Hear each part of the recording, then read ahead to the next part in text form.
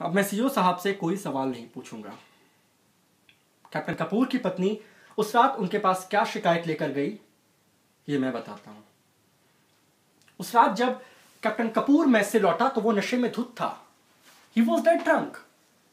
जब वो अपनी पत्नी के पास पहुंचा तो वो बिस्तर से उठ खड़ी हुई। उसने कहा, मत छुओ मुझे, you are drunk, you are stinking, don't touch me. लेकिन कैप्टन कपूर तो नशे के घोड़े पर सवार हो चुका था।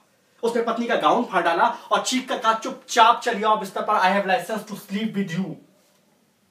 लेकिन कैप्टन कपूर की पत्नी को इस बात पर गुस्सा आ गया। उसने कहा, अगर तुमने इस बार मुझे छुआ तो तुम्हारी शिकायत मैं सीईओ से कर दूंगी। नशे में चूर कैप्टन कपूर ने अपनी पत्नी को थप्पड़ मारा और चीख कर कहा, सीईओ तेरा बाप लगता है, तेरा यार लगता है, तू शिकायत करेगी मेरी सीईओ से? तू? उसने मेज पर रखी एस्ट्रे उठाई और अपनी पत्नी के सर पर दे मारी।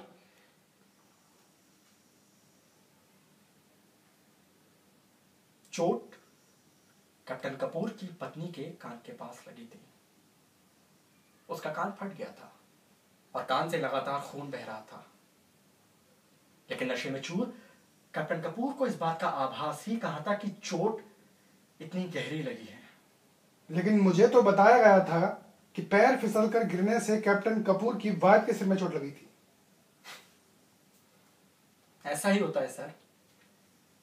पैर हमेशा पत्नी का फिसलता है, पति का कभी नहीं। घर की आग भी बड़ी सयानी होती है, हमेशा बहू को लगती है, बेटी को कभी नहीं। आप जानते नहीं है सर कि कैप्टन कपूर की पत्नी ने अस्पताल के सीईओ को क्या लिखकर स्टेटमेंट दी थी। उन्होंने लिखा था कि उसका पति सैडिस्ट है, जनखा, इंपोर्टेड, क्रूअल एनिमल।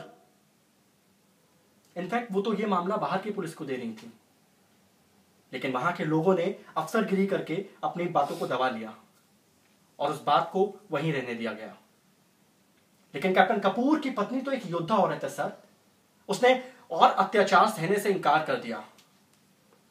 उसने डाइवोर्स मांगा है अपने पति से। कोर्ट में लिखकर दिया है कि उसे अपने पति से खतरा है, खुद कैप्टन बी डी कपूर से।